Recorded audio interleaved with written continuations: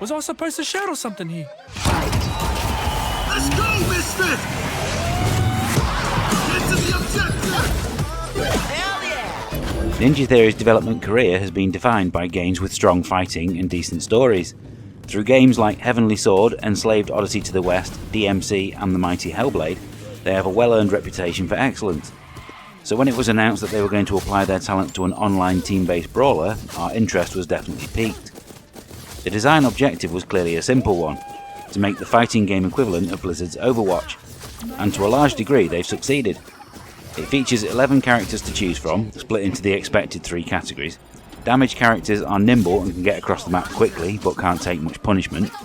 Support offers all kinds of healing options to the team, and tanks are slow but powerful and resilient.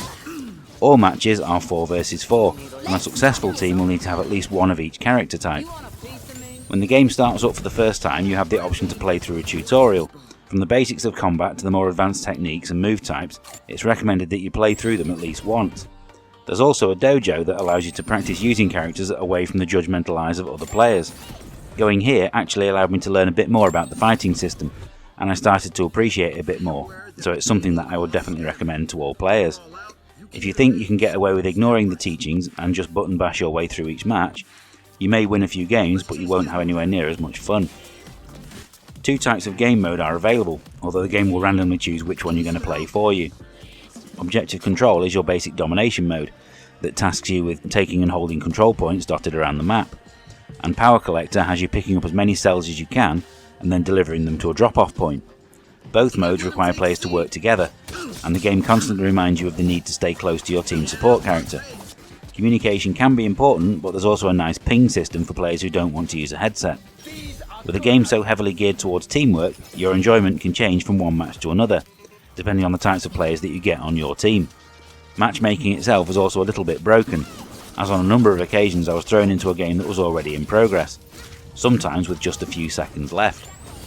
The decision to release this directly onto Game Pass will certainly give the game a fighting chance, no pun intended. After all, PlayStation Plus worked wonders for Rocket League. Anyone who subscribes will probably give it a go, but even if you don't have Game Pass, the £25 asking price is reasonable. It's too early to tell if the game has longevity, but if the game ultimately fails, then it won't be because it's not good. It will be because there isn't enough content at launch.